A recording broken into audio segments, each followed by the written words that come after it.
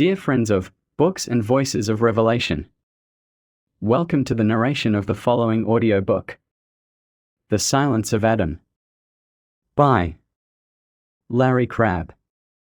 Third part. Something powerful is available.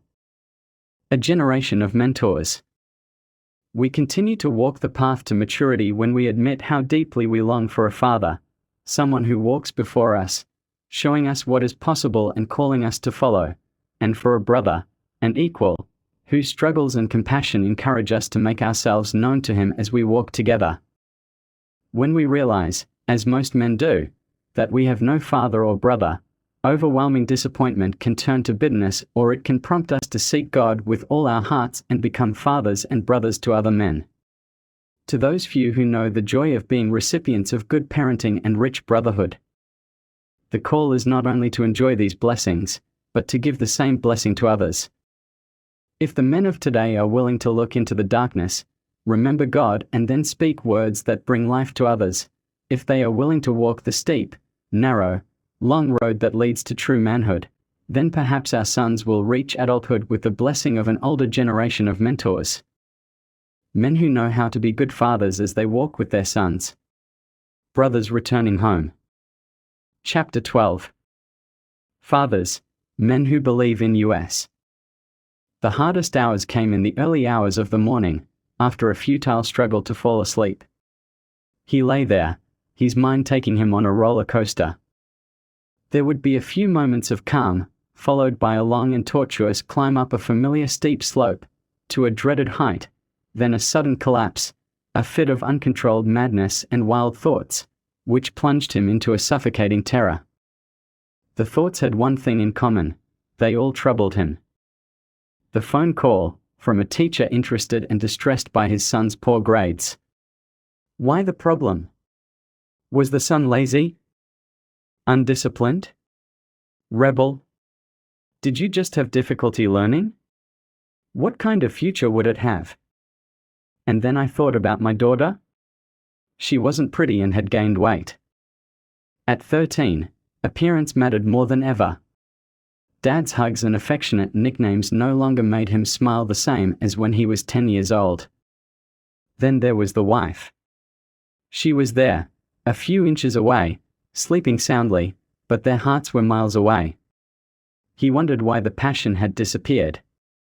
19 years of fading romance have left only a facade of commitment. Sometimes a spark returned, but never for long. What would yours be like? Marriage in 10 years, when the children had left home. Would they ever feel truly close again? Could he give up the fantasies and occasional videos that were his only source of sexual arousal? He looked at his watch, 23 past 12. His mind kept moving to other worries, unresolved, those that had already obsessed him. Money. School for children. Maybe your child will never come in. The daughter needed to come. Well, her chances of getting married seemed slim. He did his best to live carefully within his budget, to save 23 hours a week in a holiday fund and then draw on it for unexpected expenses. Last time it was the plumber's bill. He should have been able to fix the leak himself. His mind jumped again. The work was tedious. The degree in business matters qualified him for middle management and little else. Could he bear to sit behind the same desk for another 20 years? At this point, I knew what I was going to do. It was a family routine. He grabbed his robe and his Bible. He then ran downstairs, before tears burst and woke his wife awake. Sometimes I wished that would happen. It would be nice if they took care of him, to see his wife's concern, to feel her hand on his shoulder. I had felt this before. And it was good, but never enough. No. Not this time. He would find a way. He would present his concerns to the Lord. I would remember God's promises and ask to know his presence. He would find the courage to move confidently in the confusion of his uncertain and terrifying world. He turned on the light and sat down in the same chair as always. As so many times before, her panic gave way to tears. Sobbed. He fell to his knees and cried until he couldn't take it anymore, wondering if his wife had heard him. If he heard something, he didn't show it, as he didn't go down to the lower floor. Then he returned to his chair and opened the Bible. After reading for a few minutes, his thoughts wandered to his father. He looked up from the page and gave in to the gentle impulse that led him to those thoughts. The words flashed through his mind, like advertising on a marquee when the lights come on. The words were these: "Dad was here." He recalled the stories and images, an illness that had cost his father his job for 2 years, with 3 children under the age of 10, the very hard-working mother, who never complained, but always seemed tired, the father making an effort to smile and sometimes taking long walks, the family gathered in the room, on their knees. He could hear his father's voice: "I'll be working soon, honey. God will provide. Then you can stay home." And then came the work. And the father earned well. Things got better, they were easier and happier. However, his father still seemed restless. I could feel the occasional tension between the parents. I never knew what it was. Sometimes the affection between them felt forced. There were more memories of the father there, through some episodes of hospitalization, through the normal ups and downs and crazy schedules of the kids, over 5 years of phone calls from school, police door knocks, and several court hearings, and then, through pain and shame, by his resignation from the council of the church. His older brother had broken his parents' hearts more times than he could count. He remembered his father's tears and prayers. He fixed in his mind the image of his father praying before meals, with his head bowed, his voice soft with the occasional trembling: "Father, see that we continue to trust in your goodness. Thank you for your faithfulness through Christ. Please make us all followers of him." The word shone again: Dad was here. And Dad won. He wasn't always happy, sometimes it was just horrible to be around, but he kept working. He never abdicated his responsibilities. And he never stopped worrying about his prodigal son. Now, at 74 years of age, suffering indescribably from the recent death of his wife, after months of suffering, he was still neither willing nor enthusiastic. But there was a calm that was more than resignation. He seemed hopeful, not all the time, but when he was like that, he was a powerful thing. He liked to say, "The best is yet to come." Dad was real. His passion for Christ seemed stronger than ever. When he prayed, the words were the same, but infinitely richer. With his head bowed, his voice soft with the occasional trembling: "Father, see that we continue to trust in your goodness. Thank you for your faithfulness through Christ. Make us all followers of him." He had seen his eldest son return to the Lord after 2 divorces, both caused by his son's adultery. And her only granddaughter, her daughter's youngest daughter, had undergone 4 surgeries in her 3 years of life. No guarantee for the future. However, his father had walked the path and was still walking it after 7 decades. Dad won. At 2 o'clock in the morning he finally closed the Bible. He hesitated, a little embarrassed, then bowed his head and in a soft, slightly trembling voice, prayed: "Father, see that we continue to trust in your goodness. Thank you for your faithfulness through Christ. Please make us all followers of him."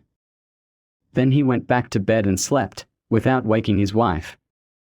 A godly father conveys 3 messages to his son. It can be done. You're not alone. I believe in you. Most men of our generation have never received any of these messages from their fathers. Something is missing in the souls of orphans. When times get tough, courage is in short supply. The darkness seems too dark to enter. The future looks bleak. The examples of their fathers do not give many men any reason to dream of becoming good, strong, virtuous, and loving men. Maybe it can't be done, they think. No one guided me. No one has shown that this can be done. Perhaps giving up, committing, allowing yourself a few moments of cheap pleasure, just to ease the pain, isn't a bad idea. Perhaps it makes sense to find a broader, more comfortable path than the narrow path we are trying to follow. Who really cares? What do we have to lose? Suppose we really fall into obvious sin. Many people will shake their heads and say, "Did you hear what happened to Peter? I was quite suspicious of him. Did he really know the Lord? It really ruined things. I heard that his wife is suffering a lot. They will probably divorce. No one will care.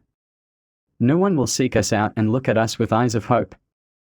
And that hurts. It makes our current friendships mean less." When a parent fails their child, they introduce additional battles into the child's life, battles that the child should never have to fight. When a man never hears another declare, throughout his life, that it is possible to move steadily toward maturity, regardless of what life throws at him, that someone has always cared and always will care about him, and that someone respects his heart and knows he can win. The man who never hears these statements will experience at the center of his being a deep hole that throbs with pain. Hopeless. Something is missing that should be there, and would be there, if the father had played his role well. This chapter is a call to men to do two things.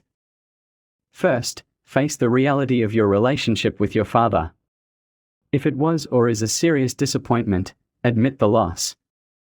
Embrace sadness. He cries for her. Don't give it a layer of lime, with Christian-sounding phrases. "Well, he did the best he could. I'm thankful it wasn't worse. God must have had some purpose in everything he allowed." Face the indisputable facts. With all your might you wish things had been different. You wish they were different now, but you can't think of a way to make them better. And that hurts. Facing things as they are can release the hunger to know your Heavenly Father, who is in your heart, but only if the pain does not degenerate into bitterness that simply remains there, ignored and unchallenged. A deeper awareness of your longing for a father can awaken your memory of the men in your life who have been like your fathers to you. This may be imperfect and incomplete, but it will still be quite significant. Your heart may be comforted as you remember a grandfather, an uncle, a youth pastor, a high school teacher, a sports coach. You may recognize a spiritual father in Jeremiah, Elijah, Job, or Peter, men who struggled, who failed, who felt abandoned and alone, who came to know God's faithfulness through trial and discipline. Men whose lives tell you it can be done. But face the reality of your relationship with your father. That's the first thing. Second, develop a vision of what you can mean to other men, especially younger men, who follow you along the way. The void of not having a godly father will not be filled when you become a godly father to someone else. It may make the pain more acute. But the emptiness will be surrounded by a sense of purpose. And this will bring you joy, that different kind of joy, which supports a person in their suffering, rather than putting an end to that suffering, a strange joy, which seems more like a reason to continue, like the good feelings of a child at Christmas. College students can mentor high school students. You can go out together, eat pizza, talk about girls, grades, and rules, teach them how to play tennis or fix cars, or use the computer. Men who have children of their own have the obvious opportunity and responsibility to pass on the triple message of fatherhood to their children. Men without children, both married and single, and fathers. Older men, who see their adult children only once a year, can be spiritual fathers to other men in their communities. This chapter is a call to men to glimpse what they can mean to those who observe them. 3 marks of a godly father. A godly father is a man who understands what it means to his children, who is humbled by the irresistible joy of the impact of what he can do for God and terrified by the harm he can cause. He feels excited and fearful at the same time. Because of your trust in God, the emotion is greater. He longs to lead his son, by gentle example and few words, to godly maturity. Just as a woman struggles to give birth to a baby, this man struggles to have a godly child. In the agony of his desire, he is like God, who declares, like a woman in travail, I cry and groan and breathe heavily. Isaiah 42 verse 14. When he anticipates correcting all wrongs and winning his people to himself. A godly father is driven by his lofty calling to please his heavenly Father, to become like the Son, and to submit to the Spirit. But the call to pass on your knowledge of God to the next generation is also strong. By striving to honor his calling as a father, remember God, and speak in the dark in a way that perpetuates memory, this man does 3 things that mark him as a godly father. Mark 1. Walk the right way in your child's eyes, to let him know it can be done. There is no sensation of exhibition, nor posture assumed to impress the child. He simply follows the path that God marks out for him, because he trusts in God. Even when there is no evidence to support this belief, he clings to what he knows to be true about God. He heard God speak, through his word, and believe what God said. The godly father is a man of faith whose pains, though deep and permanent, do not take away the joy, at least not for long. Whose failures are never used to justify aggressiveness, whose struggles, which tempt him to give up, never dominate him. Unbeknownst to him, the pious father's face shines from time to time. Not many see this, but some are fascinated by the brilliance of her passion for Christ, a passion that leaves those who observe her in awe. When he discovers that his life has deeply encouraged his son to follow the same path, he is surprised and grateful. He gets caught off guard when people talk warmly about his influence. You are so consumed by the glory of Christ that you don't realize that some of it has been transferred to you. The godly father does not pretend. Life is difficult and he knows it. Thorns and thistles pierce it, sometimes making it bleed, and weeds thwart it. Living outside the garden is often difficult and sometimes terrible. Those who watch him know that he fights. Sometimes he is more aware of failure than of growth. Ask a mature man if he's mature and he'll awkwardly change the subject.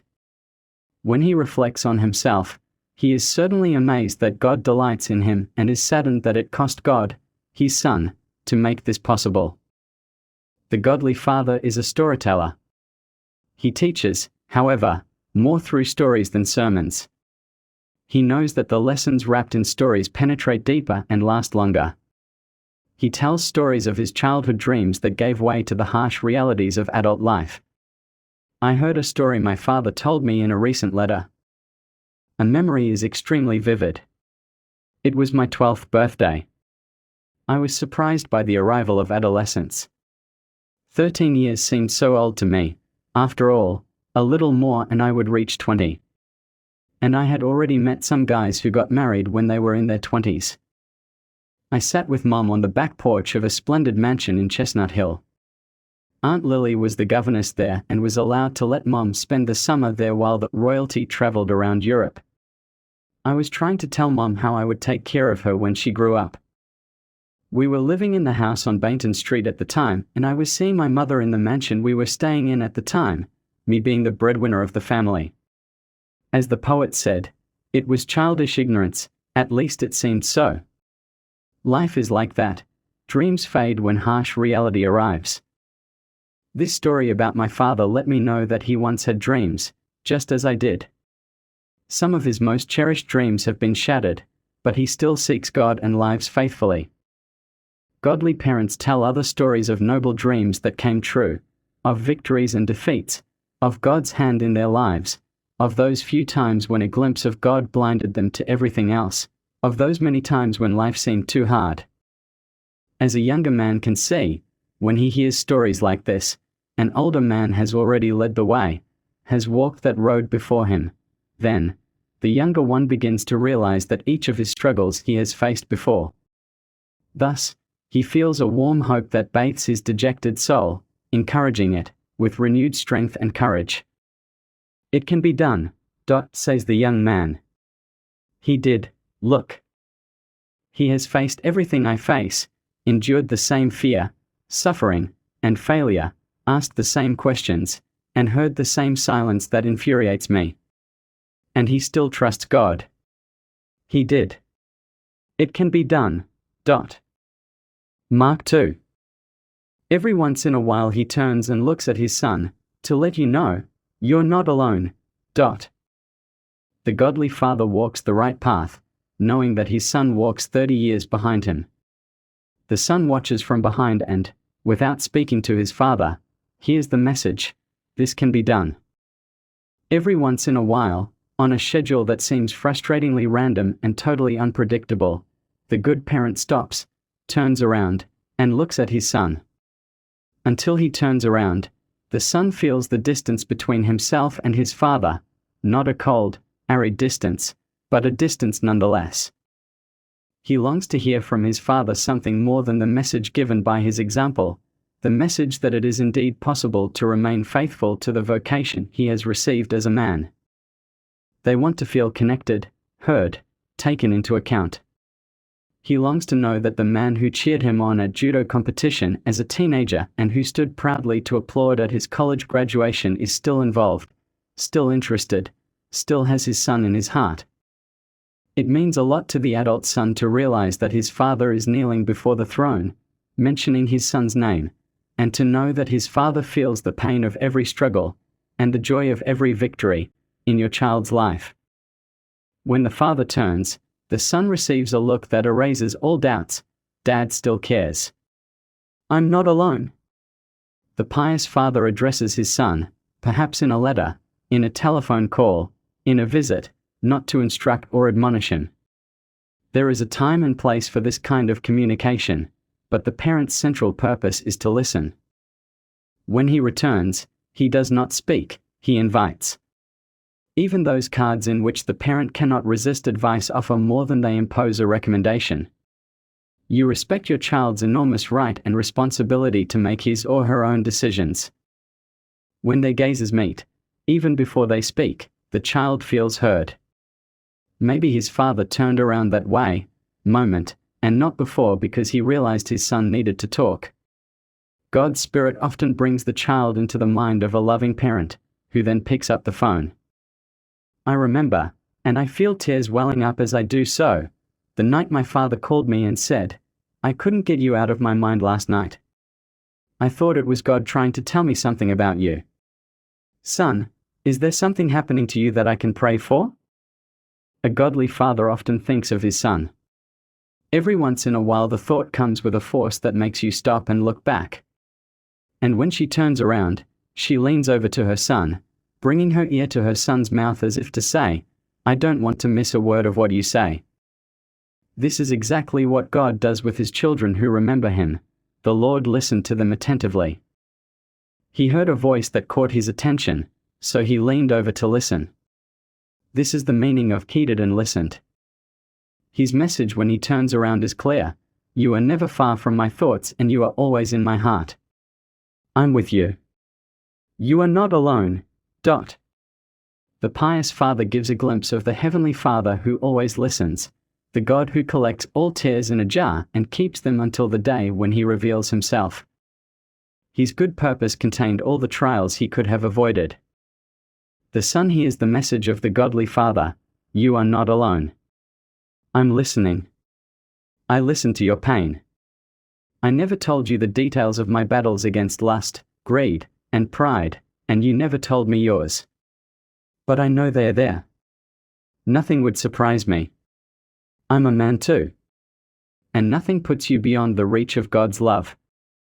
His grace is as greater than our sin as the earth is bigger than a grain of sand. We are both fallen men, who have not yet been freed from the presence of sin. I know that life is hard, sometimes scary, and often indescribably painful. I suffer with you when you worry about money problems, professional disappointments, family problems. I feel the weight of your unanswered questions and prayers. I know the darkness you always face. But I know what God promised to do. So I can listen to your problems without falling apart or having to save you. In your joys and sorrows I give you my presence. I'm with you. This is the message in the eyes of this father. In response, the child is inclined to speak. He doesn't tell everything. It's better to share some secrets with the brothers, but what he tells is heard. Nothing means as much to a struggling man as knowing that someone who cares is with him, who doesn't demand recognition or appreciation, but just you, wanting to be there to care and be available, attentive and welcoming. As he tells his father that he hears him, he finds the courage to go further, down the dark road ahead, knowing that his father has been there and is now with him. Mark 3. He resumes his journey to God, trusting that God will guide his son to follow him, saying with this, "I believe in you." A godly father does not spend all his time listening to his son. Our great high priest can do this, but the human father cannot and should not do it. If you listen too much or get too involved in your child's concerns, you'll offer too much help or become discouraged, cynical, or angry.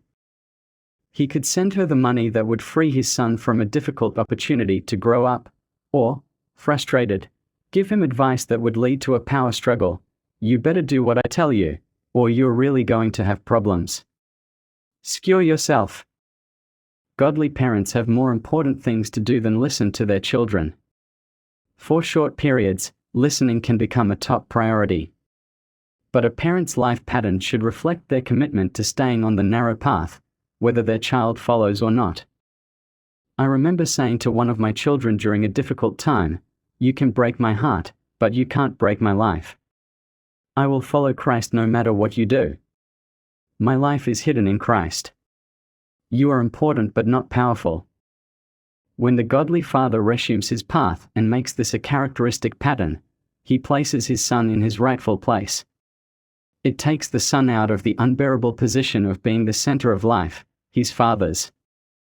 Then, freed from a burden that he cannot handle and that he eventually resents, the son will be able to happily give to his father what he has and is able to give. When the father turns his back on his son, breaking eye contact to once again fix his gaze on Jesus, the Son, you know that he will not turn his back on you out of rejection or indifference. Only the prospect of knowing God better could lead the father to take another direction. The godly father knows that his son is in good hands, more powerful than his own, and he learns to rest. A father who rests means a lot to his child. Concerned parents convey the expectation that their children will find some way to ruin their lives.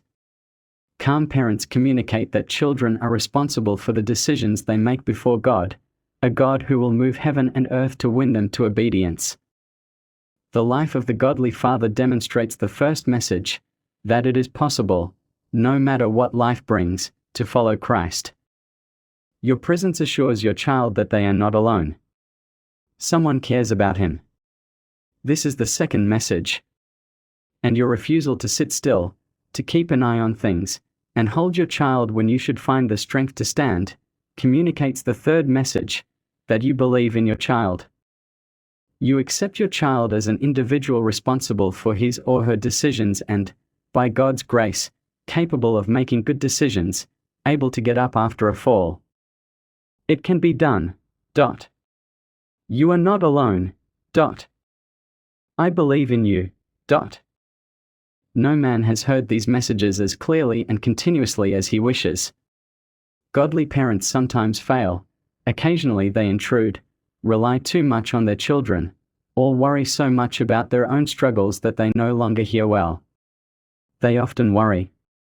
Their questions convey a lack of confidence in their children's abilities. We should not demand perfection from our parents. First, we need to look for patterns. We need to learn to appreciate imperfect but godly parents who get back on track, who genuinely demonstrate their care, even if less often than we would like, and who know something about resting in the sovereignty of a kind God. The sad truth, of course, is that most men don't have godly fathers. Very few men can point to an older man in their lives who has powerfully communicated these three messages. Most heard three very different messages shouted in their ears. It is too difficult to live as God demands. A small commitment, a small relief that I can count on. Any possibility to do what makes me feel good, my respect now, unnecessary. A truly pious life. This cannot be done. Of course I care about you. Okay, so what if I don't? Do I listen to such a good listener? Now I have my own problems. You should be grateful, that is, for everything I gave you. I did it when you were a kid. Who knows, now maybe it's my turn to get some attention. I don't really care about you. Look, life is not easy at all, you know? Do you have any idea of what it is to grow old? Well, someday you'll find out. I'm doing the best I can. I know that's not right. But I doubt you'll do much better. The 34-year-old son of a prosperous businessman. He approached his father's deathbed. The last words she heard from her lips were, "I left my signature on my will.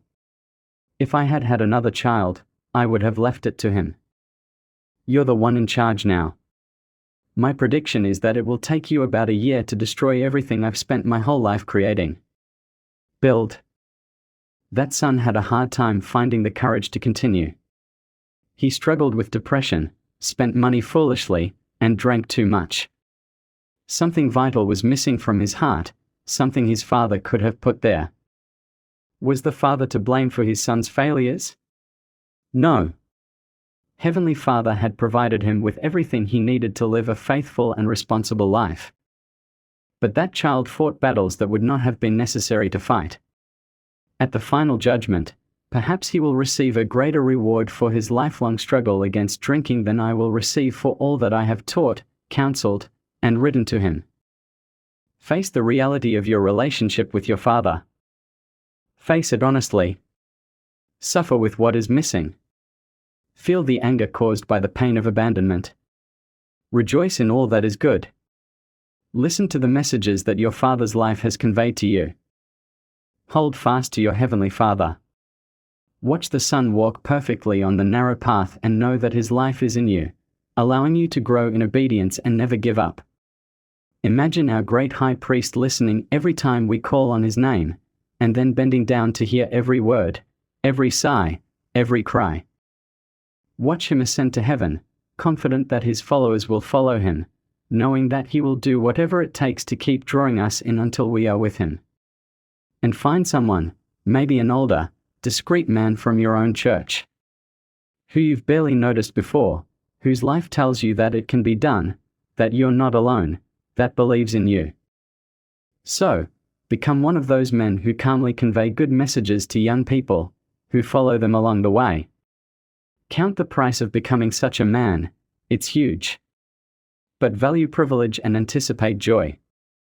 There is no higher calling than to represent God to someone, living the life of a spiritual father before them. Become an elder.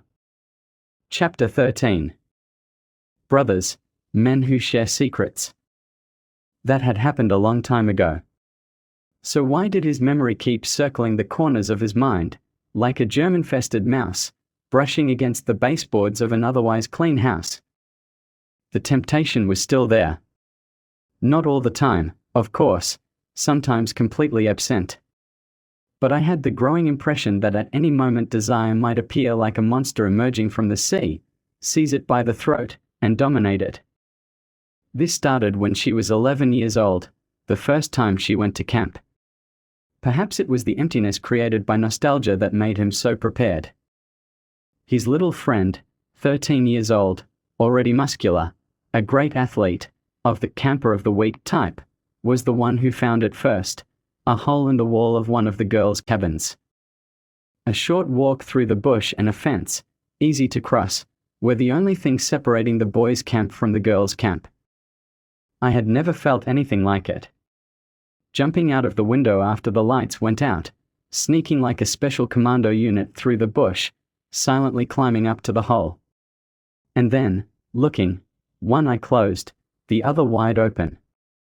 The girls' camp counselor allowed them to keep the lights on after curfew. Did those few nights start an obsession?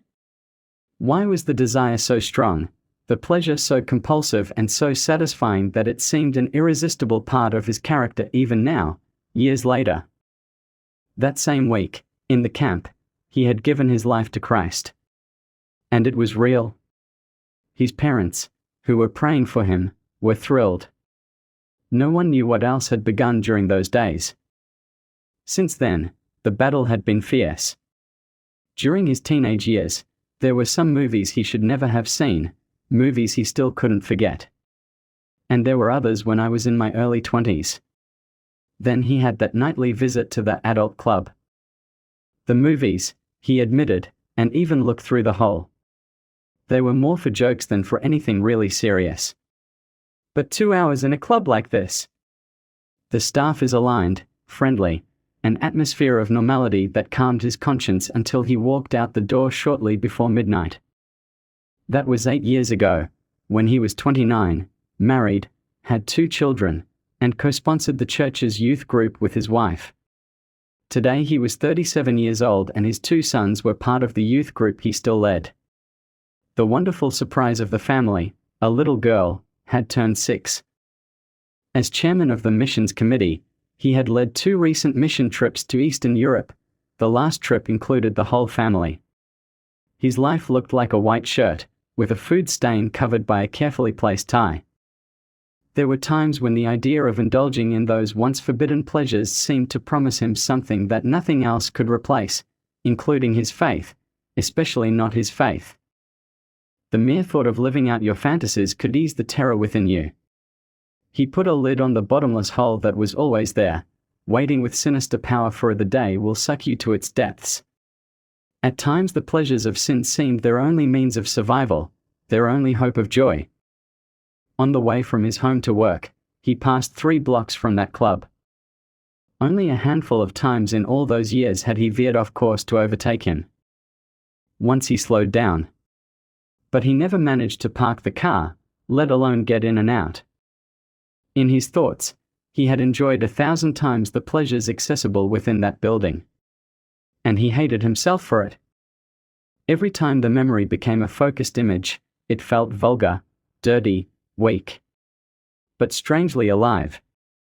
Even when the memory was erased, it was still there, wanting to capture his mind. No one knew. A few years earlier, in his men's group, he had admitted to having a problem with lust. Every guy there listened sympathetically, but with the same level of interest that the confession of an occasional masturbation might have aroused. He wanted to tell someone the horrible truth in enough detail to make it clear that his sin was great, that surrendering to it felt like the door to paradise. But who could I tell? The wife. No. I wasn't sure why, but no. Your father? Another no, of course. It seemed inappropriate to him. 2 appointed elders in the church stood out as much more than just administrators of the ministry. Both were good men and also pious, but in a conventional way. They looked more like statues than living beings. I could imagine his reaction: sincere concern, promises to pray, but no follow-through, except perhaps once in a while, "How's the fight going?" "I'm still praying for you." His 3 closest friends joked too much about spicy topics. It bothered him. He refused to take the risk of becoming the object of his irreverent humor. Stan. He had never before come up with that name as a possible confidant. I knew him reasonably well. The 2 had had lunch together several times and had spent more than a year in the same place. Bible study group and shared an afternoon of long conversation. Stan was a worried, passionate, determined, feisty guy, never irreverent. It was funny, but never irreverent. I was the same age as him, maybe a year younger. It took him 8 months, but he finally succeeded. He told Stan his secret. There were no gruesome details in it, but it was a clear confession of real sin and terror. Stan listened intently. He asked a few questions, but none that encouraged specific, unnecessary details. And he didn't utter words or facial expressions that conveyed any less respect or contempt. Their conversation seemed clean, dignified, and important. Stan offered no advice, made no attempt to interpret or explain the fight, did not trivialize any truth. He spoke of more than one vision, of what their lives might look like in a year, in 10 years when the Spirit of God overcomes them. The vision was not conveyed in the spirit of, "Look, relax. You'll be fine, ... but more with a feeling of, think about what could be. Don't be discouraged, it's worth any price, ... and he offered to talk more. That was about a year ago. The fight continued. The monster remained buried in the depths, but he felt cleaner, more hopeful, captured by a greater power that was dragging him towards something higher. Since then, he had passed through the club once. He had the impulse to enter. For a moment, going in there seemed to be his only hope of feeling alive. However, the idea of resisting the impulse, of not entering, of grasping the fantasy of what was inside, seemed important, sometimes even compulsive. Turning his back on those pleasures made him feel part of something bigger. Before, saying no to sin seemed like simply obeying an order, something he did to avoid censorship, like driving at the speed limit when a police car appears in his rearview mirror. Stan had called him 3 times that year since they spoke. Twice he had called Stan. They only came privately once, for a long breakfast on a Saturday. They spoke of Christ, vision, power, just a little bit about fighting sin. They were still in the same Bible study group. During the evenings when the group gathered, they would laugh together, swap work stories over lunch, exchange pleasantries comfortably, and sometimes discuss the passage the group had just studied. Naturally, they mingled with the others. Neither of them felt pressured to isolate themselves in a corner. He began to feel a little more comfortable with the word victory. Now he contained no trace of complacency, no idea of having matured beyond the terrifying reality of addiction. Victory now signified hope, purpose, and movement toward an irresistible vision. He felt more present with his wife during times of conflict. I was more aware of having something to pass on to my children, and I was more eager to do it. I was more hungry for God and had more passion for life. The temptations. Their sexual problems, though still strong, seemed less threatening than the black hole that could still drag him into its depths. Meaningless. And the terror of the black hole seemed, at times, less powerful than your hunger to know Christ. Every time he heard someone say the word brother, the image of Stan came to mind. Parents encourage us by showing us the way, walking ahead of us, guiding us along the paths. The brothers encourage us by sharing our struggles with us, walking alongside us. In an informal study of 4,000 men, 1 in 10 stated that there was someone in their life whom they admired as a father.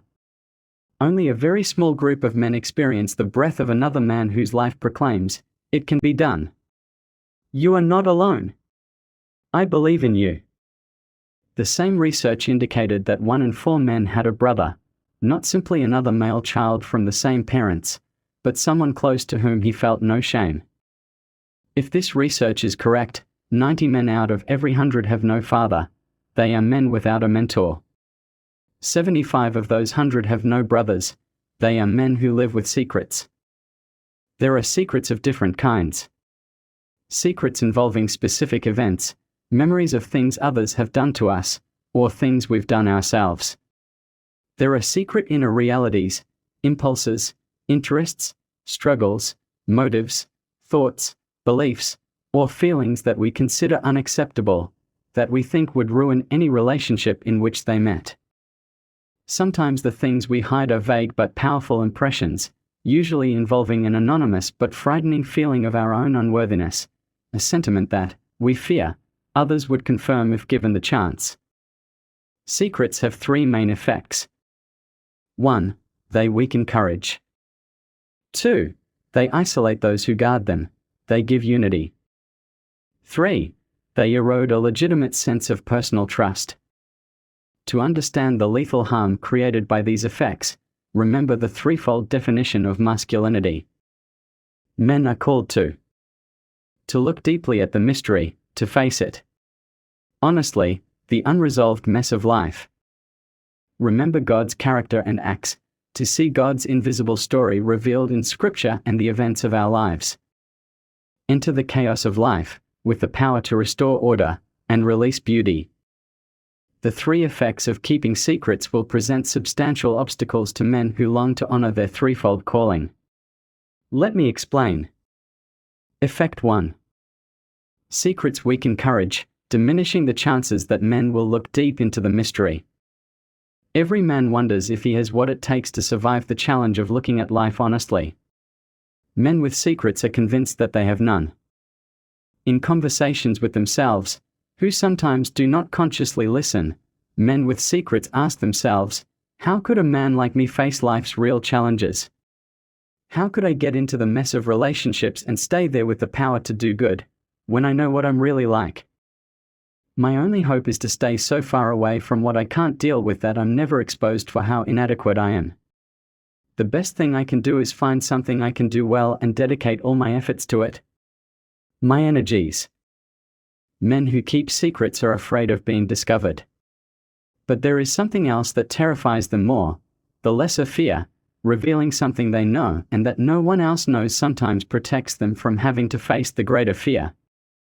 Like the man so worried about his sprained ankle that he doesn't notice the pain in his chest, men can focus their attention on what they hide so they don't have to face something much worse. When a man tells his secrets, his first reaction is usually one of relief. But he soon realizes a deeper fear. Men without secrets see much more clearly the terrifying nature of existence, its profound imparability, and its power to destroy any dream. When we get past our secrets, which we are attached to, they seem trivial in light of what we then begin to face. Little by little, sometimes it takes years, we realize that in front of us is a huge black hole that threatens to swallow us to its depths. The daily pressures of life, unpaid bills, rebellious children, relational conflicts. They seem only the tip of an iceberg. Something else lurks beneath, a sinister force, which is causing our lives to crumble around us and leave us in misery, alone, with no hope of escape. Keeping secrets is cowardice. This helps us to move away from the far more important challenge that every man faces, to look into the darkness of a life that has no meaning and, in that darkness, to move with joy. Men who keep secrets never find the courage to look at the mystery of life. They do not live up to the first element of the call to adulthood. Effect 2. Secrets foster isolation, making it difficult to see God's hand in unity, and therefore to give to men less than they remember. Isolation is perhaps the most obvious effect of keeping secrets. We feel alone, disconnected, out of place, strangers, in a group we want to belong to. Secrets create distance between people. When I was a teenager, I suffered from a severe case of acne on my chest. For more than a year, I placed gauze with medication over an open, rectangle-shaped wound, measuring about 4 by 6 inches. No one outside of my family, except the doctor who treated me. I knew the secret I kept hidden under my shirt. Before and after gym class, I changed quickly, facing the wall while buttoning my shirt. I never showered at school. I did whatever it took to keep my secret. And that task was much more meaningful to me than participating in social opportunities. In each group I was aware that I was hiding something that, if discovered, would distinguish me as someone else, different, disfigured, a borer with whom it was difficult to get along. I never relaxed enough to be carefree in a group, acting with a naturalness that I longed to feel. The same is true of every man who keeps secrets, who lives to avoid revealing what he fears will be labeled an intruder. Then what he fears comes upon him. And he finds himself alone, isolated from the community of which he should be a part. And this happens not only in the community with people, but also in the relationship of these men with God. Grace makes it possible to place ourselves freely in the presence of God. It brings back the dream of belonging to the place you most want to belong. But men who keep secrets never take advantage of this opportunity. Whatever your outward posture, your inner man is always looking downward, away from the possibility of contact with anyone's eyes, especially God's eyes. The effect is severe. Secret keepers feel that a part of themselves remains disconnected, not only during routine conversations, but also when the topic moves to spiritual topics. These men feel more like spies than participants, like a child pressing his face against the window of a shuttered candy store. They receive little comfort from thoughts about God, and prayers or Bible studies do not connect with the hunger within them. Forgetting God becomes a way of life as natural and as necessary as breathing. Remembering God, thinking of Him, talking about Him with others, seems difficult and forced. Sexual thoughts or arguments about the last football game connect much more powerfully with something inside. And keeping God out of our mind makes it much easier to enjoy our secret sins. Men with secrets do not remember God as He wants to be remembered. Therefore, they fail to keep the memory of God alive in themselves or to transmit it to others. They are not up to the second part of their call to be men. Effect 3. Secrets erode trust, and they steal from people. In men, the joyful participation of moving with power, to restore order and liberate beauty in unity.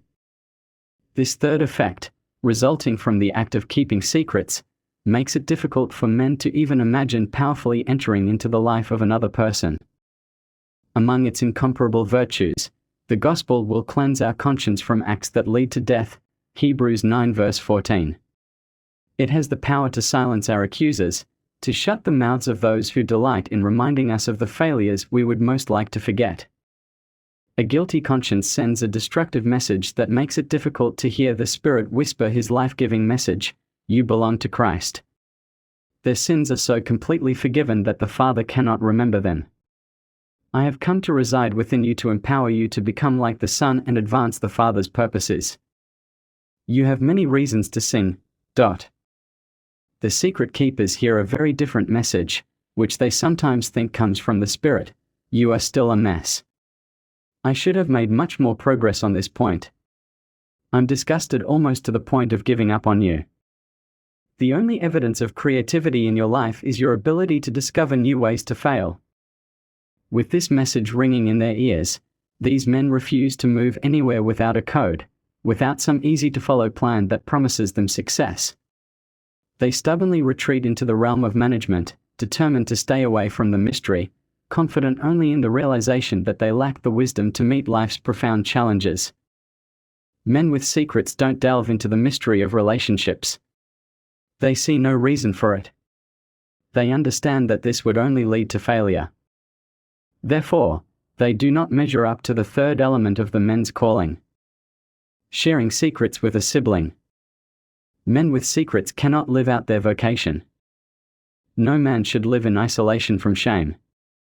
The Bible is clear: we are to confess our sins to one another.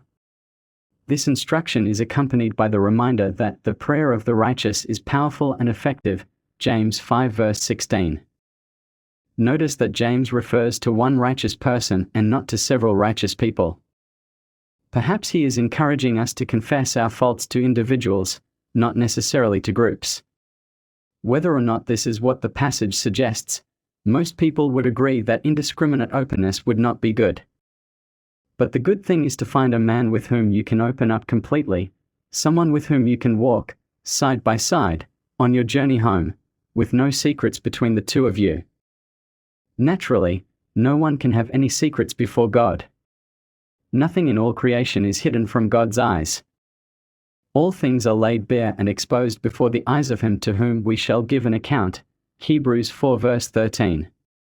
And we are invited, even with every secret exposed to God, to approach Him with all confidence, that we may receive mercy and find grace for help in our time of need, Hebrews 4 verse 16. The fact that God's grace frees Him to accept us, even if we ourselves are unacceptable, should affect how we relate to one another in the Christian community. The body of Christ must faithfully reflect His character. Something happens inside a man when he reveals to another not very pleasant things about himself. When we tell our secrets to a brother, something happens inside us that will not happen to us in any other way. Pouring out our hearts before God is fundamental. But presenting ourselves as we really are, with each secret revealed to another human being, brings us into contact with the liberating power of God's grace in a way that no keeper of the secret will ever know. When one man takes another as a confidant, when two men walk together and agree that only unconfessed sin and well-hidden secrets can place us beyond the reach of sanctifying grace, three revitalizing messages are heard. Nothing you are or have done condemns you to defeat. God's arm is long enough to reach into the deeper black hole and strong enough to pull it out. We will walk together, with the courage to face life with honesty, and nothing can take away from us. Together we will look at the dark and terrifying confusion of life. You have something powerful to give. Your secrets don't define you. Underneath your worst and deepest failure, wounded is a man, bearer of the image of God, who can know God and reveal Him only in community. With hope and joy, you can look up at the face of God. You can remember it, and move on to memory forward, until that memory gives way to the dazzling reality of its presence. You have something to say. Together we will seek to know God and realize the vision He has for our lives. There is a calling in your life that no secret can eliminate. God made the bewildering decision to work through redeemed failures. And we continue to fail, but we are men with an appetite for God, an appetite that continues to enter into darkness, where He can be more fully known and more fully revealed. We are men called of God to restore the order of His design and release the beauty of His character until the day that will leave us stupefied with the whole order of a new world, and with the beauty of Christ revealed in His children. Until then, together we will talk about reality. Darkness of this world, for Him. We need to seek, in prayer, a man who will be our brother. But, even more, we must seek in prayer to be another man's brother. There is an intact reservoir of power in the Christian community. Some of this power will only be released when men become brothers. Chapter 14. The Sleep Restored. A generation of mentors. Being optimistic in a fallen world is almost always a waste of time.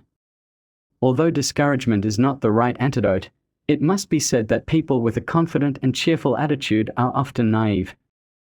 And their naivety can have a touch of stubbornness that gives the impression of being more of a choice than an accident of temperament. In Christian circles, optimism is often based on the idea that God's central purpose is to bless us with the kind of life we desire or to transform the culture into a more welcoming environment for Christians. Counselors specialize in solving our problems and relieving our pain. Christian leaders tell us that our combined prayers, activism, and influence will change our nation and usher in a godly society. Both groups can be guilty of distracting us from God's true calling. In our individual lives, and in our Christian communities, it is necessary to change course. We need to learn to continue to serve Christ when problems arise and draw near to Him in the midst of unrelenting suffering. Any influence we have on the culture must be the product of a deep passion for God, a passion that transforms us into attractively different people and keeps us struggling, together, in an imperfect but genuinely loving community. Promoting social causes is much easier than finding God. Striving for Christian standards sometimes seems to involve belligerence that compromises humility or aggression that masquerades as courage.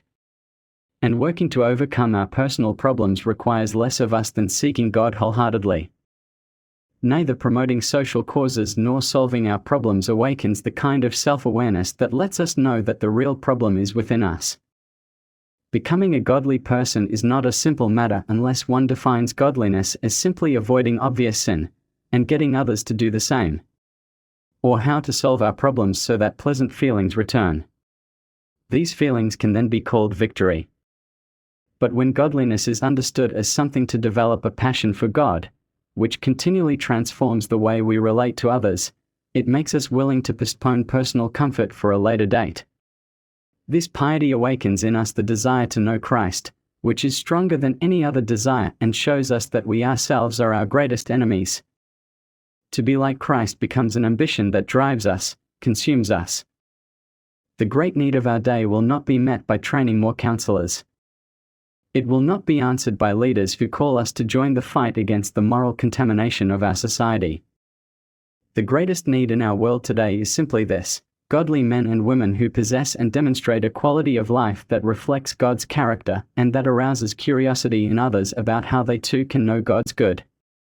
If we can recognize the path that leads to spiritual maturity, if we can identify and respond to the appetite for Christ, placed in us by God's Spirit, then perhaps 30 years from now, my dream of a mentor generation can come true. Think.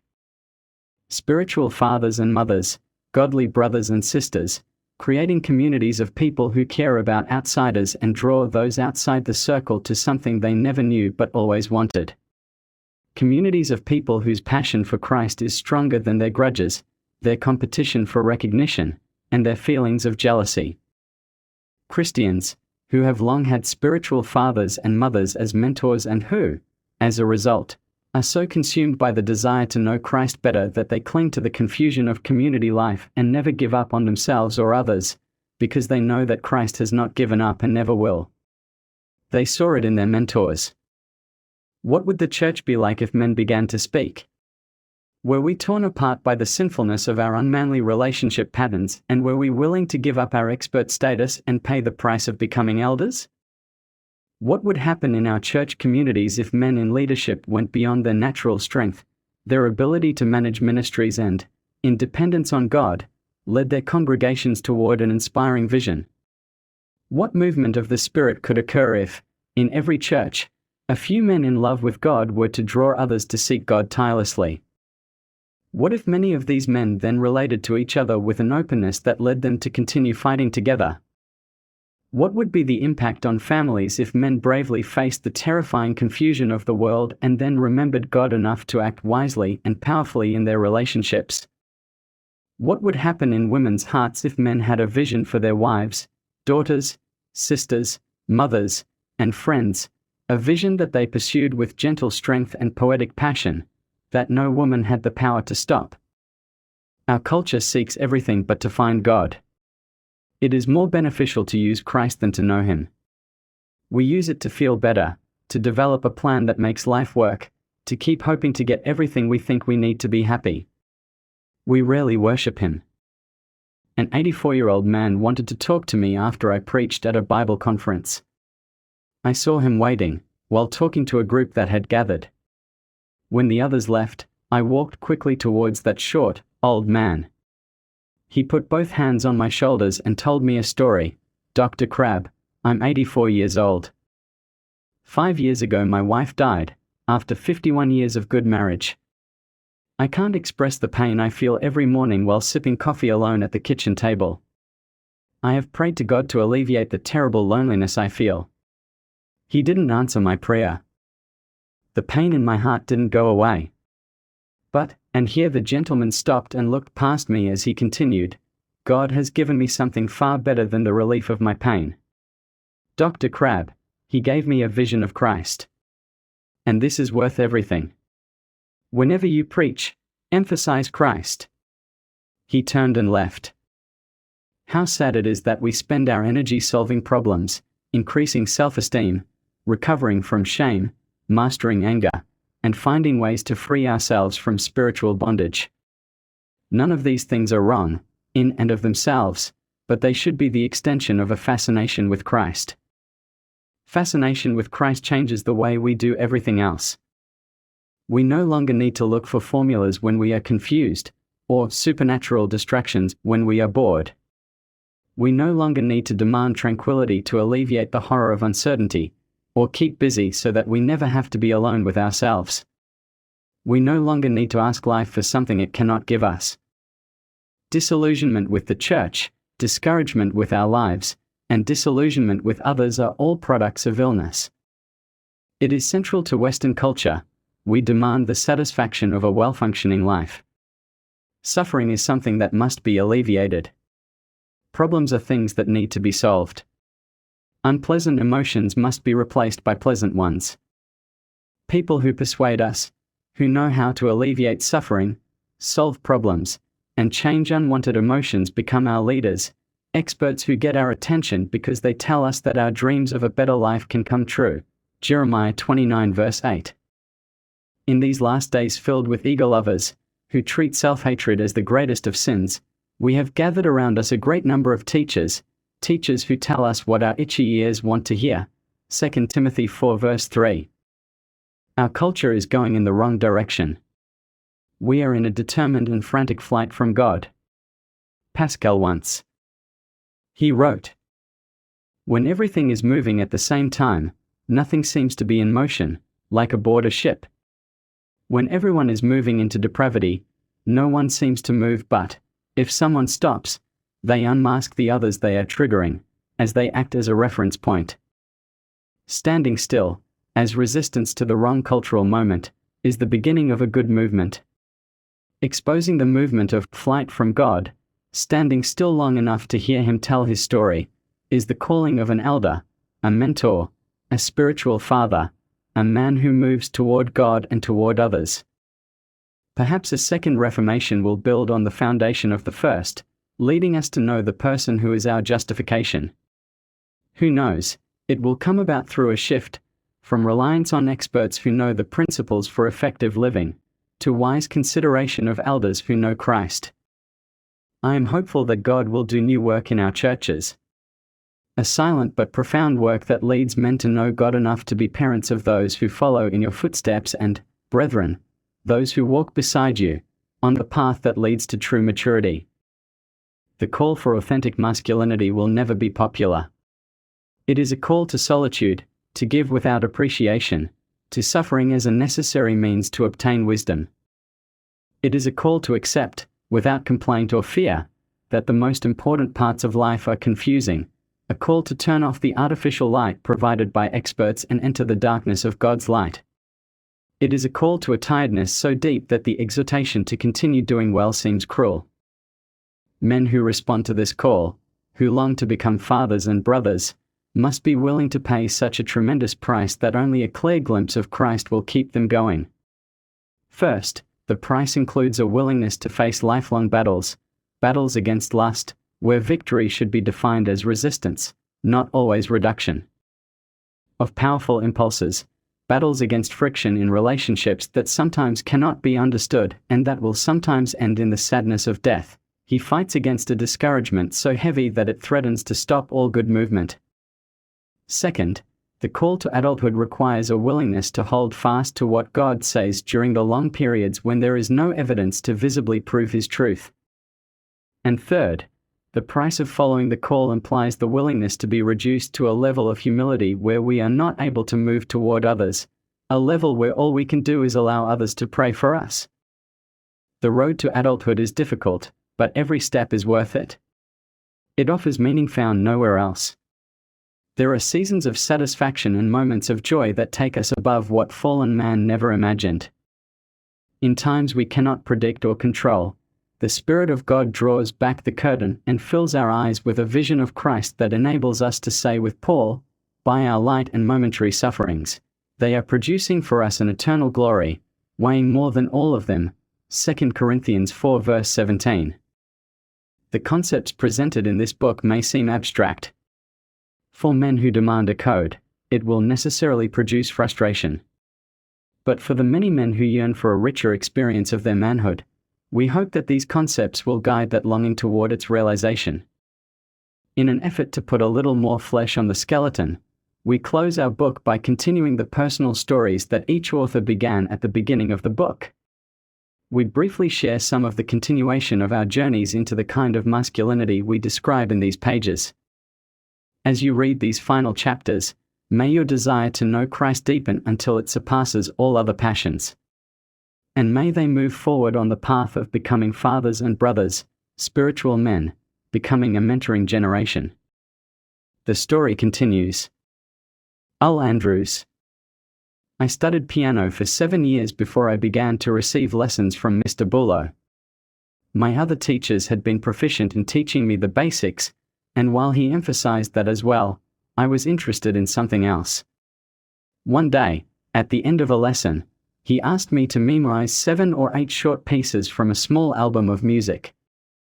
When I returned a few weeks later, after I had memorized the pieces, I played them for him. After I finished, he commented that I was technically correct in what I played. He had played the pieces as they were written. However, according to him, something was missing. "You didn't play the music with feeling," he said. "Play the pieces as you think the composer wanted them to be played." To a 13-year-old boy, such statements could easily be dismissed as adult oddity or the eccentricity of a music teacher, but the firmness in his voice convinced me to try one more time. Shortly after starting the second attempt, he stopped me. "Not so.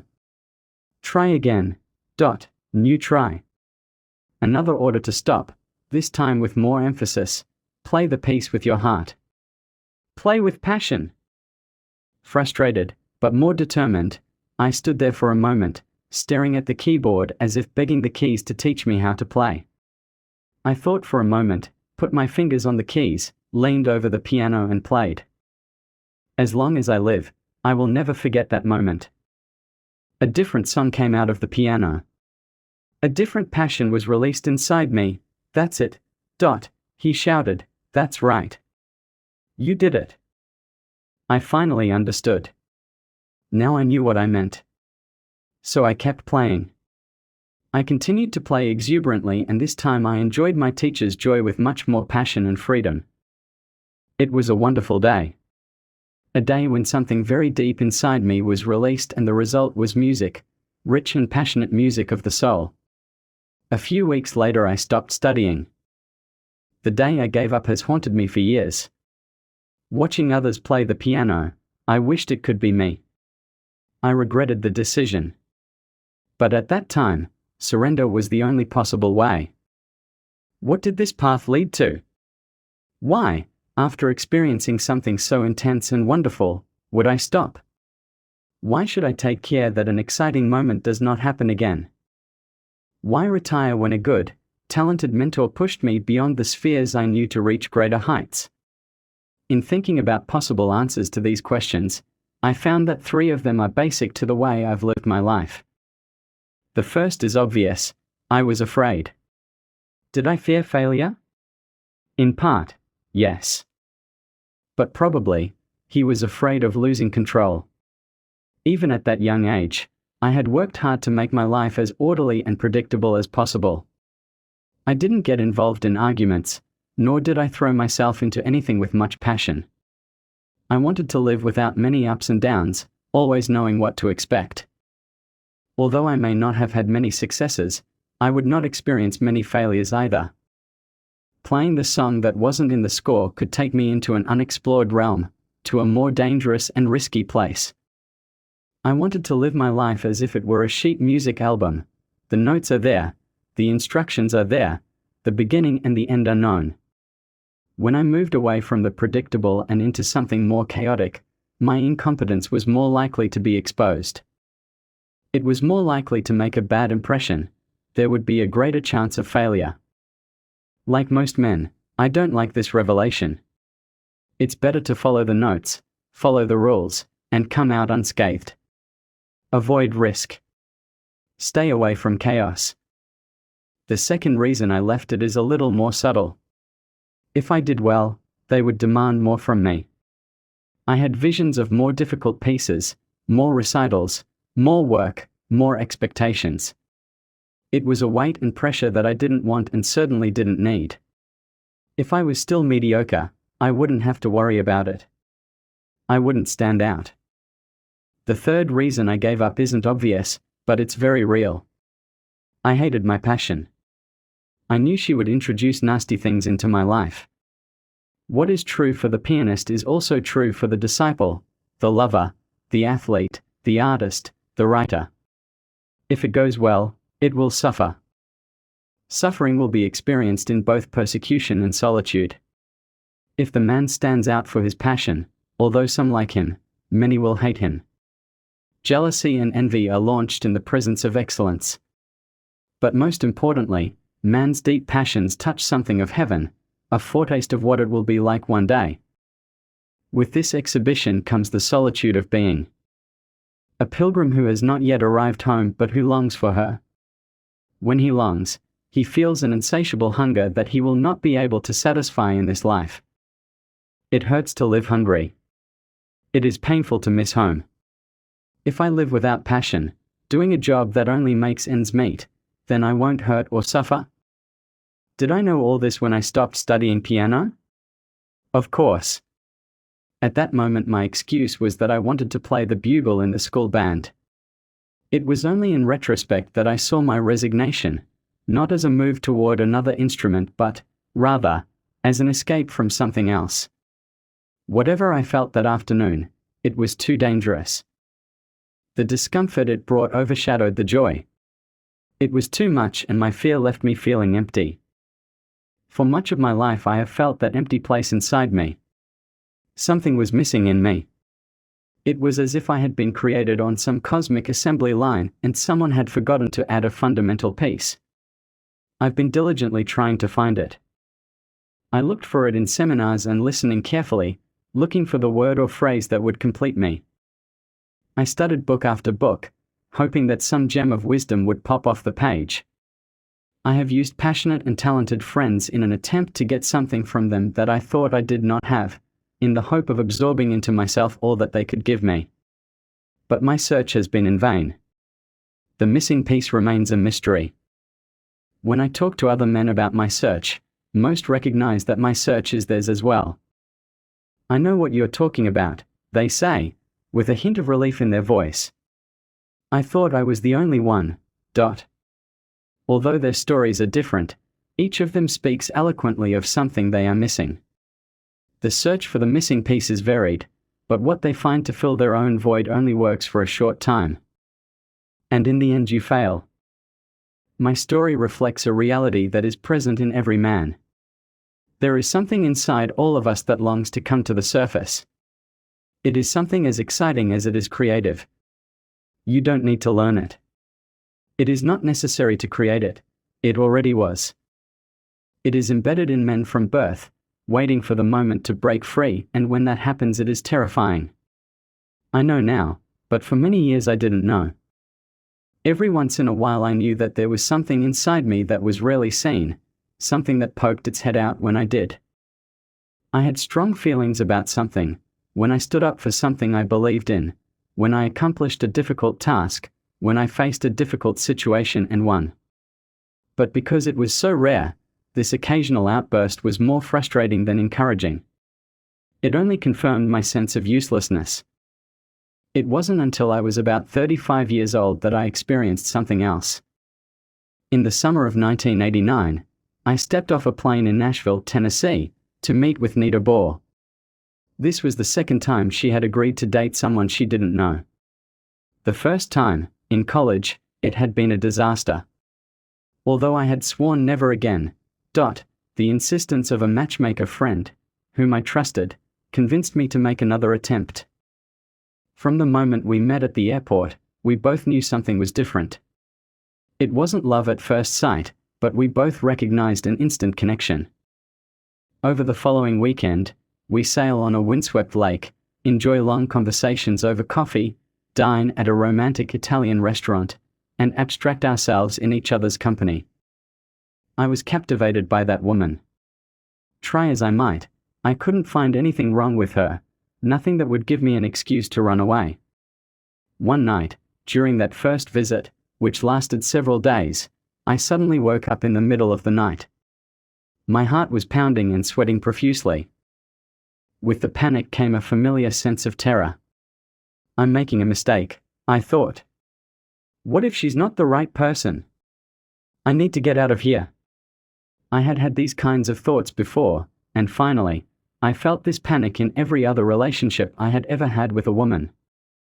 Each time, these feelings caused me to drift away. I had assumed that it was an indication that something was wrong with relationships. These were warning signs that had to be obeyed. But the feelings had never arisen just 2 days after the relationship began. It was too early. If he had had access to a car that night, he might have tried to flee to the airport. Having none, I decided to pray. I asked God to take away my anxiety. He didn't. I asked him to make a sign for me. He remained silent. The panic continued well into the night. It was a heartbreaking and terrifying time. After a while of struggles and waiting, something very new came out of me. These feelings don't make sense. I shouted. I'm 34 years old, and I'm tired of running away from women. I'm lonely because my panic always wins. I like it, and this time I'm not going to run away. He was fighting a battle and he knew it. I also knew that the struggle I was having was bigger than this relationship. It implied something else. It was about my stubbornness, my fear of moving, my unwillingness to take risks, my tendency to run away from passion. My panic, while significant and strong, had no real basis. Fears were a convenient excuse he used to stay still. I was drawn to Nita and enjoyed the weekend. I was fascinated with her and wanted to be in contact with her. I didn't want to back down, driven by an inexplicable fear, which was more useful than real. That night I said a different prayer. I confessed my own cowardice and the harm I had caused others by being so. I prayed to know how to fight my desire to flee, and learn to love. I ended up falling asleep after these prayers, and when I woke up the next morning, I was determined to start a new commitment. 6 months later, Nita and I got engaged, and a year later we got married. The panic never returned. This surprised me. In this story, I am not offering a guide for fearful men to follow. I am not saying that there is a certain prayer that eliminates all fear. Many have made similar prayers and spoken strong words of intent, only to find themselves more anxious than ever. I don't know for sure why the anxiety left me. But I know I made a different decision, a marked change from previous directions. The choice was to move forward, despite the fear, into the chaotic, exciting, and risky darkness of relationships. This implied the belief that there really was something else in me that needed to be released. The results have not always been glorious. There are times when I still retreat to the old way of life, when I stop moving and instead fall back into weak and predictable patterns. But there has been a change. 2 images have guided my life, that of the boy player who was afraid to hit the ball and that of the pianist who gave up when he felt passionate. They are images that reflect both the usefulness of fear and the tranquility of choosing not to risk anything. I have lived with the results that this election produces: feelings of inadequacy, loneliness, and insecurity. If there hadn't been any change, I would have lived my life as a loser. But there was a change and a desire for something more. After all, what made the difference? What made me start moving?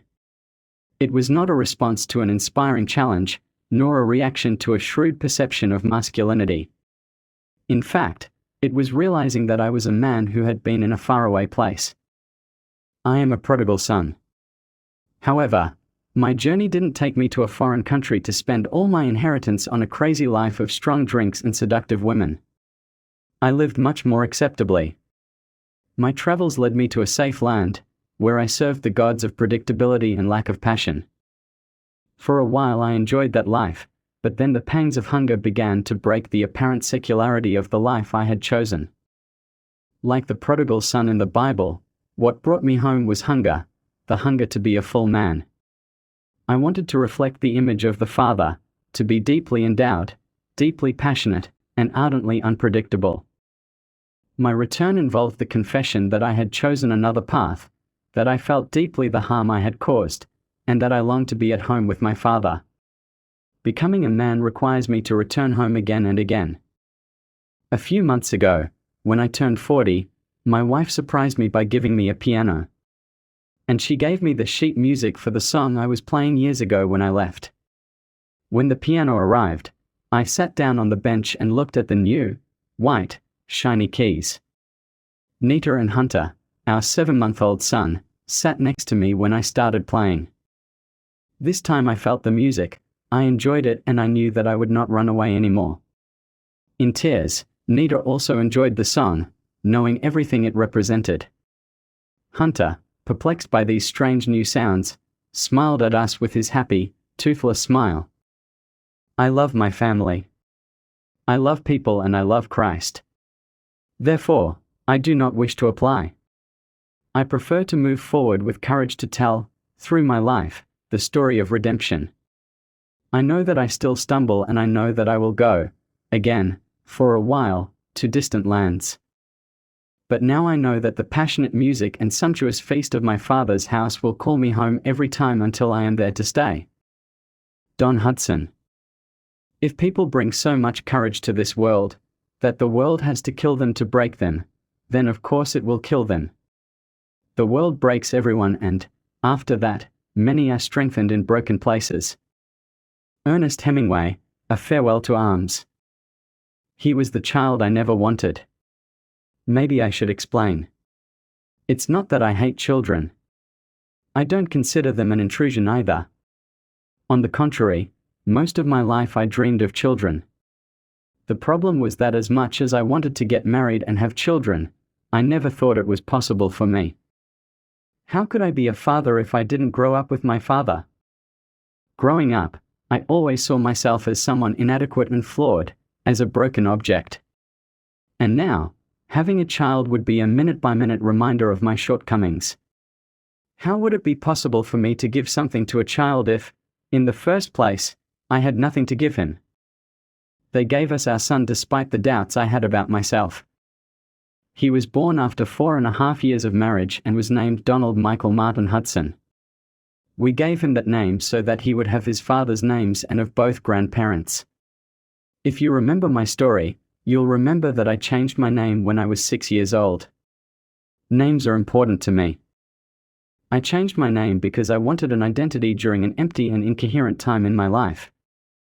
And now I've named my son after his parents so he knows he's connected to good men, so he knows he's not alone. I want him to remember the men who love him. There are sacred moments that transform us forever, moments that take us on a journey we never imagined. The birth of my son was one of those moments for me. I fell in love with him. I was dazzled by that small wrinkled creature, which looked more like a gecko.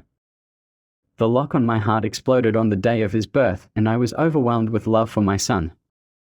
However, the flood itself brought more than love. It also brought a new concern, one I've never had. What if I lose this child? Suddenly, two strong emotions shook me, an overwhelming love and a paralyzing fear. I wanted to run to my son, and yet I wanted to run away from him. At that precise moment I realized that I had made a serious mistake. My love for that child had captured me.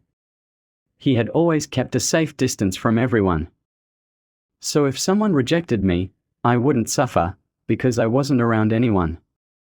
However, that day, in the delivery room, I was helpless as a small baby stole my heart. It entered my world like the winds of a raging storm and tore the fragile threads from my emotional cocoon. A month later, one of our worst nightmares came true. During the 4th of July weekend, my wife and I wanted to go out for a few hours. We had planned to go to a concert with some friends. But when Friday afternoon arrived, Suzanne didn't feel like going to the concert. "I don't feel good going out," was all she could explain. By now he had learned to trust his intuition. We decided that I would go to the show, since the bands I liked the most. That night, when I returned home, I knew instinctively that something was very wrong. I entered the house, and as I approached our room, I could hear Michael screaming in pain. My wife had a look of terror on her face. "What is it?" I asked. I took Michael in my arms and tried to comfort him. "He looks sexy. Have you measured your temperature?" In his panic and frustration, he had forgotten to take Michael's temperature. His temperature was high, very high. We knew enough about babies to know that we had to take Michael to the hospital right away. When we arrived, the nurse took his temperature again. Immediately the emergency room sprang into action. A nurse ran out to call the pediatrician.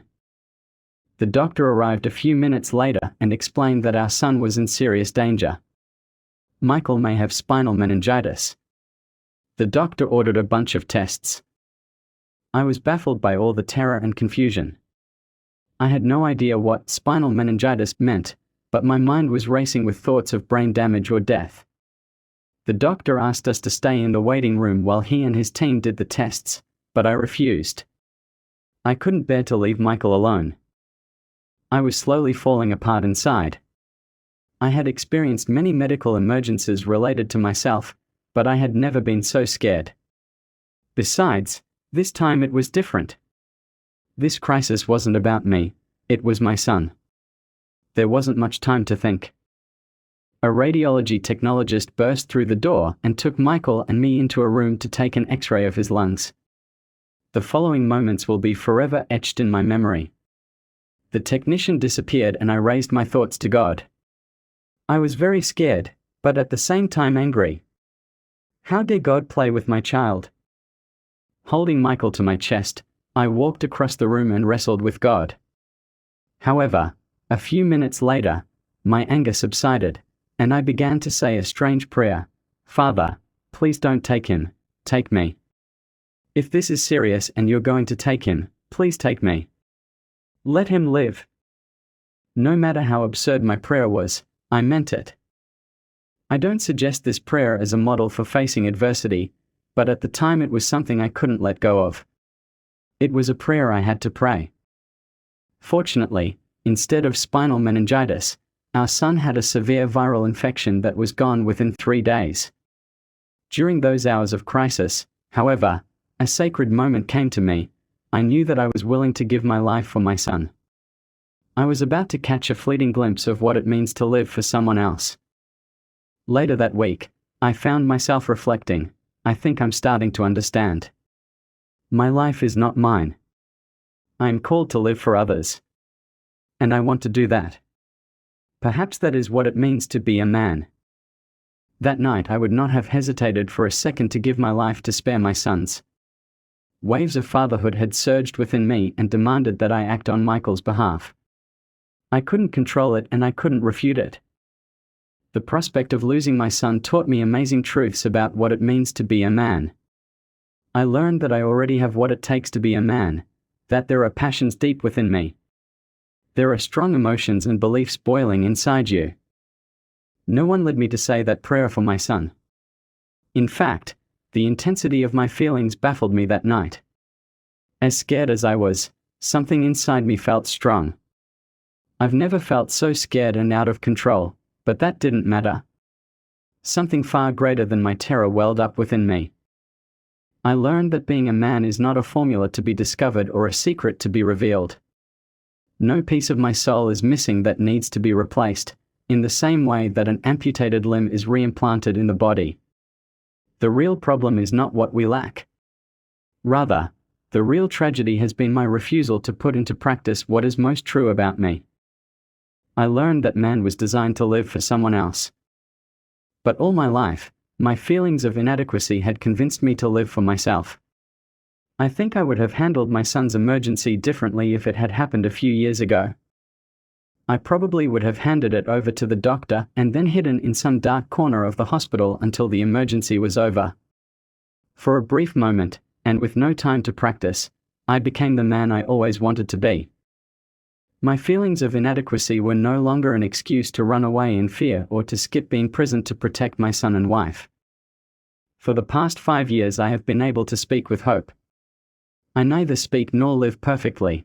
In fact, as I write this chapter, I am painfully aware of my insecurities and failures.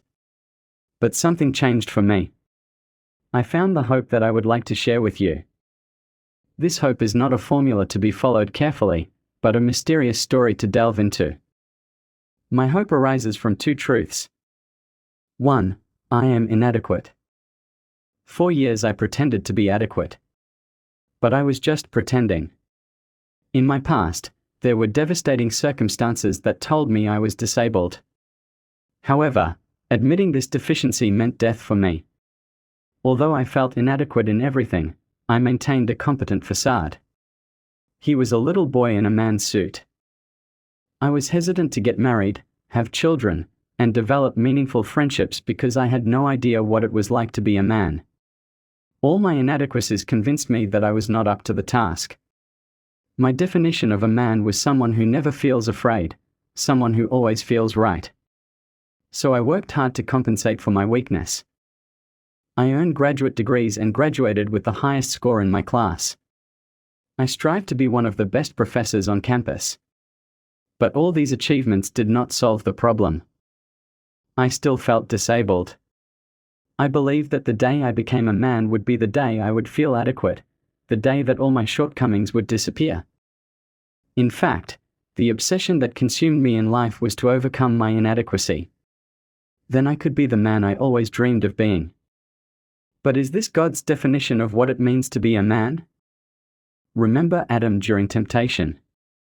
He lived in a perfect world. The snake was something completely new to him. And we have no indication that God warned Adam about the serpent. Adam probably had no idea how he should have reacted. In short, I wasn't up for the task. However, Adam could have been present, he could have been powerful, he could have remembered what God commanded. When chaos invades my world, I want to know the right answer. I have to know the right way to act before I do it. I want to be adequate. You may be wondering, why didn't God speak at the time of temptation? In fact, there are two silent characters in Genesis 3, Adam and God. God does not speak in Genesis 3. It did not remove the confusion from Adam's life or the chaos of his world. The simple fact is that God demonstrated a deep respect for Adam. God demanded that I be a man. God doesn't take away my confusion either. All my life I have desired, begged God to remove the chaos from my world so that I could become a man. I wanted him to flip a switch in my soul so I could change. I wouldn't move forward in my world until I felt right. However, my hesitation was no small thing in God's eyes. In fact, it was a violation of God's intent for me. The chaos of life is a gift from God to men. Without confusion and tragedy, we would never be the men God designed for us. Through it all, He requires us to trust, not in ourselves, but in Him. And my furious demand to be adequate was a way of trusting myself instead of trusting God. For years, my feelings of inadequacy kept me from being powerful in the lives of others because I couldn't trust God to help me through the chaos of my world. John Steinbeck tells an eye-opening story in his book, A Queue of Cans. In the novel, two men argue about another character named Henri, a painter. Henri is a strange man and, most of the time, a dreamer. But there's one thing he does well: building ships. Henri is a master craftsman who spends most of his life building a boat on a vacant lot. For years, he has been gathering materials: wood, paint, brass, screws, nails, to build a magnificent ship. And Steinbeck says of Henri, as a shipbuilder he was splendid. Henri was a wonderful craftsman. The ship was sculpted rather than built. But there is a problem. Henri never finishes his ships. He builds them beautifully and perfectly, but refuses to finish them. Every time he is about to complete his ship, he changes direction and starts building a new and different ship. Here's the conversation the two characters have about Henri. The doctor chuckled. Is he still building the ship? Of course, Hazel said. He changed everything. New boat type. I think he's going to take it apart and change it. Doc, are you crazy? Doc dropped the heavy bag of starfish to the ground and stood there, panting a little. Crazy, Dot? He asked. Yes, I think so. Crazier or less as much as we are, just differently. Hazel had never thought of anything like this. He saw himself as a crystalline pool of clarity and his life as a restless vessel of misunderstood virtue. Doc's last statement had left him somewhat offended. But that ship, he shouted, he's building that ship for 7 years, as far as I know. The blocks rotted and he made cinder blocks. Every time it's close to ending, it changes everything and starts again. I think he's crazy. 7 years on a boat. Doc was sitting on the sand, taking off his rubber boots. You don't understand, he said softly. Henri loves the boat, but he's afraid of the ocean. I've built a lot of boats in my life. Some of them I built masterfully. As I said earlier in my initial story, I had achieved some of my most cherished dreams by the age of 28. But I built these achievements in areas that were not primary. Before, I would build in areas that were safe for me: teaching, preaching, studying. When it came to the most important areas, marriage, children, friends, I was terrified. Oh, it looked like I was building. I was desperately cutting the boards, planning the trim, and assembling the hardware. And he probably looked like a man while doing all that. But I felt like a child. I was afraid of the ocean, So I worked to convince myself that I didn't. I worked hard to overcome my inadequacy as a man because I wouldn't sail the ocean until I believed it was suitable. Like every man, I struggle against insufficiency. What should we do with this? 2. My inadequacy is my strength. Godly men are broken men. They have nothing to prove and nothing to lose. They take risks. They exercise great faith. They are passionate lovers. The world's way is to be strong in strong places. But this is Gentile leadership. Gentile leadership involves strong men dominating the weak. They are powerful men who use others for their own benefit. But God calls us to be strong in broken places. When we define ourselves in terms of our brokenness rather than our strength, we follow the example of the one perfect man. He described his calling in this life this way: "Behold, we are going to Jerusalem, and the Son of Man will be handed over to the chief priests and scribes, and they will condemn to death. They will deliver him to the Gentiles. They mock, and they will spit on him, scourge him, and eat him." Matthew 20:18-19, Author's Translation. The Son of Man, the perfect man, came to be delivered into the hands of his enemies, to be betrayed by those he loved. He came to establish his kingdom by his death, not by apparent force. He deliberately gave himself up to those he knew would kill him. However, I live in a way that guarantees that I will never be betrayed. When my wife says I'm wrong, I argue with her until she can't find a way out. I am like a lawyer, prepared to retaliate in the face of any attack. I will not give my heart freely so as not to be betrayed. I understand the gravity of living in a brutal world and that the man who gives himself up, in the end, will sacrifice only himself. On this side of heaven, chaos will always win. But our calling as men is no different from that of our Master. Growing up in my world taught me that only strong, callous, tough men survive and succeed. Christ, by his teaching and his own life, taught us that we are strongest in our most broken places. I saw my places shattered, the early loss of my father, my deep-seated insecurities and dark character, my propensity for silence, my fear of intimacy, as excuses to live a life without love. However, even though I refuse to be torn and betrayed, I'm still that little boy in the suit. And it is only my brokenness that gives me life. Breaking with my tragedies and my sin allows me to be the man I was called to be long ago, in God's mind. Godly men are broken men. If we understood this truth, there would be no adultery, there would be no divorces. We would not abuse our children or the children of others. They would not be in prisons. Instead, we would remind our children of God's story. If we were willing to die for others, then perhaps there would no longer be starving children in Somalia, nor orphans in Rwanda. There would be no more violence. This would be a much better world. What story are you going to tell? We will tell stories in heaven. What story will you tell? Will you sadly give the details of the life of a strong-willed man who never allowed himself to be incapacitated by the tragic or sinful things in his life? Are you going to describe a man who was too afraid to trust God? I hope to tell a different kind of story. My story will not be about a God who removed chaos from my life.